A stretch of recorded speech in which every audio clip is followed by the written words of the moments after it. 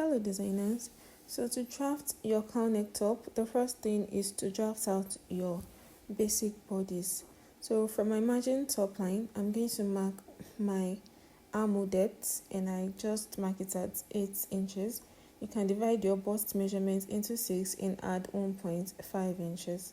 So I mark mine at 8 inches and I'm going to roll it out. I'm going to label it my bust line. You can label yours as chest line or armhole line, whatever it is you want to name it. From the top again, I'm going to mark my blouse length. So from the top, I marked my blouse length at 18 inches. I'm going to mark it here, and to maintain a straight line, I'm going to mark it again here at 8 inches. And I'm going to use my straight ruler to connect the 2 points together. Please go on and do the same thing on your pattern. And this line is going to be my blouse length line. Okay, the next thing to do now is to mark out my back width. Mine is 7 inches and I'm going to mark it again on my bust line, and with a ruler I'm going to connect with a straight line like that. I'm going to measure what I have on this line and I'm going to divide it into 2, and I'm going to come inside by half of an inch. Okay, so from the shoulder line, I'm going to mark my neck width and neck depth as 3 inches.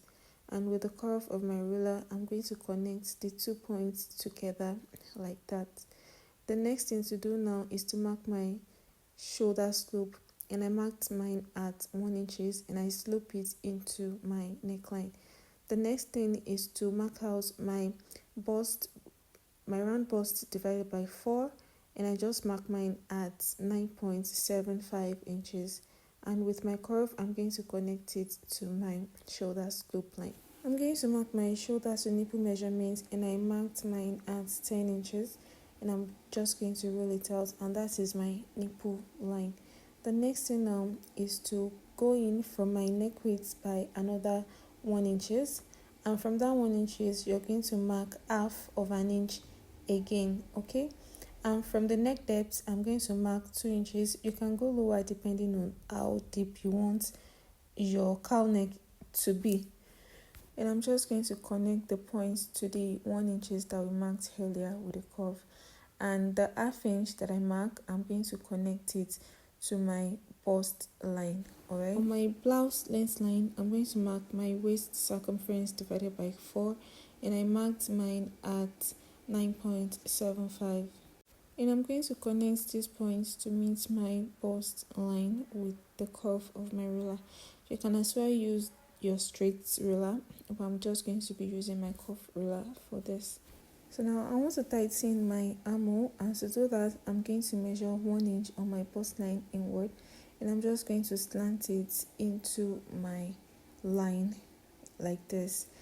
I'm going to come to my armhole line here and use my free hand to sketch to give me the shape that I want, just a little bit like that. And this point right here is not going to be part of my work, it's going to be cut out. From the shoulder line, I'm going to come down by 1/4 of an inch, and I'm going to connect it to my neck width here, to the 1 inch that we marked away from the original width. So, and I'm just going to measure it out because I'll be needing my back neck measurements to cut out the rope that would be at the back. So for my back I have 4.1 inches, and I just write that down. So now I'm going to start cutting out my pattern. After I'm done cutting my pattern, the next thing that I want to do now is on the bust point line, which is this line, I'm going to slash it open because that is where I want my cowl effect to start from. You can cut through your chest line if you want, but I want my own to start from the bust point line. I'll be using this pattern to cut on my fabric. So this is my fabric. It's a leftover fabric, by the way, so I'm just going to fold my fabric into 2 like this, and I'm going to place my pattern on my fabric like this, and the center front is going to be on the part that is unfold on my fabric. So I'm just going to go ahead and secure my pattern to my fabric, and on this line that we starched open I left about 6 inches. You can do more, you can do less, but I want mine to be 6 inches. And I'm going to secure the top to the fabric as well. So now the next thing now is to cut out my fabric, but before then I'm going to place my ruler on the front neckline that I have on my pattern paper, and I'll just roll a straight line. You can see what I am doing. So after rolling a straight line, that is what will serve as a guideline for me to cut that part. So at the hemline I left about 1 inch, the side 1 inch. But if you're working with a very stretchy fabric, you don't have to add any allowance. I wasn't supposed to add allowance to this fabric in the first place, but I forgot while cutting. So when you're doing your own, if your fabric is stretchy, you don't need to add any allowance, okay? So at the neckline, you can see that I cut it straight, and when I get to the cuff part of my neck, I follow the shape. Alright, so please just do the same thing. So the next thing now is to remove my fabric and paper and choose the pattern to cut for my bag. You can see this one now. Can you see the shape that it is giving? So when you are done sewing your fabric, this is how it's going to be. Now for the back, I'm going to be folding another piece of fabric into two, because the bag is also going to be on fold. There is no zipper or anything at the back, okay? So after folding my fabric into two, and this is my front pattern, I'm going to use it to cut my back as well. But this is what I did. I'm not going to be leaving any sewing allowance for the hemline, because our back is always shorter. So I'm not going to be leaving any allowance, and when I'm done sewing, I will still sew my hem. I just hope you guess what I am saying. After securing my pattern paper to my fabric, I'm going to cut on my chest line, because that is where I want my back to start from. That is the length I want my back to start from. So on my chest line now, you can see that I folded my pattern paper inward so that it will be very easy for me to cut out, and I left about half inches for the top and 1 inches for the side. And again, if your fabric is stretchy, you don't need to add any allowance, and go ahead and notch your top so that when you're sewing, you will know which part is the top and which one is down. So the part that you notch is going to be the upper part. Now let's go and sew it. Let's cut out a piece of fabric for the back neck rope. Alright, so for my back neck, I had 4.1 inches, and I'm going to multiply it into 2, and that's 8.2. So I'm just going to cut out on 8.5 because of stitching allowance. Okay, so I have about 8.5 here, and that is what I'm going to be using to cut out my rope. So I'm going to fold my fabric into two, right side facing each other like this, and I'm going to sew about half of an inch. You can use 1 inch. It depends on how wide you want your rope to be, but for me, I'm okay with half inch, and I'm just going to sew through half inch all the way to the down part. And when I'm done, I'm going to cut off the excess, and I'm going to turn it over to the right side. To turn your rope to the right side, you can use a small safety pin, but since I don't have it here, I just use a stick to turn it. I'm going to be working on my front bodice first, and you can see this is the shoulder line, and I'm just going to fold it into two and notch it, because I want to locate the middle of that point, and that is where I'm going to be placing my rope that will be at the back.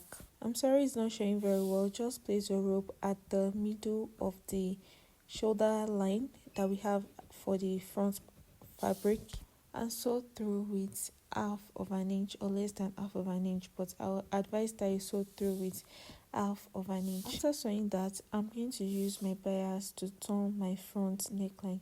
So I'll be placing my bias on the right side of my fabric, and I'm going to sew through with half of an inch. Alright, so please just place your bias tape on the fabric and follow the line on your bias tape to sew with half of an inch or any allowance that you left while cutting. If you're a beginner, you don't have to rush through this process, just take it easy. When I was halfway done, I'm going to attach my back rope to my shoulder line. We have fixed the first shoulder line, so I'm going to attach it to my second shoulder line on my bodies. So I'm just going to place it on the part that we notched, and I'm going to sew through with 1/2 inch. And after doing that, I'm going to continue sewing my bias to my front neckline. Sew through and maintain the same stitching allowance. When you get to the end, backstitch and cut off the remaining bias that you have and trim off the excess on your neckline. After stitching down the bias, this is what we have, and from the front I'm going to turn the bias over to cover the rough edges of the back. Okay, so you're going to fold the top like that and fold in your bias. So I'm going to be pinning this down, take it to my sewing machine and stitch straight till I get to the other end of the fabric. You're going to follow the shape of the neckline. Wherever there is curve, you're going to maintain the shape, and when you get to the straight part, you're going to maintain the shape as well. When you get to the end, you're going to fold in the rough edges just like we did earlier and backstitch on it. Look what we have, and now that we are done with the neckline, you want to fold in your armhole like this. I'm not going to be using bias to do this one. I'm just going to be folding it twice, and you can fold this and pin it through if you want, but me, I'm just going to be folding it while I sew it. Okay, so if you want to use bias, just use the same method that we did when we were sewing through the front, and do the same for the second armhole. Now this is the back, this is my back fabric, and I'm going to be folding the top twice like this. I'm not using bias for this one as well, so I'm going to be folding it twice and sew through with the 1/2 inch that I left when I was cutting it. So please go ahead and do the same thing for your fabric, or you can use bias to turn this over.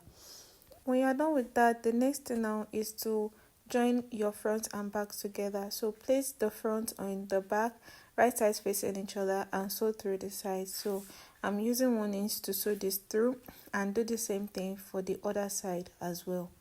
Real quick, to use your zigzag stitch, this is what you're going to do.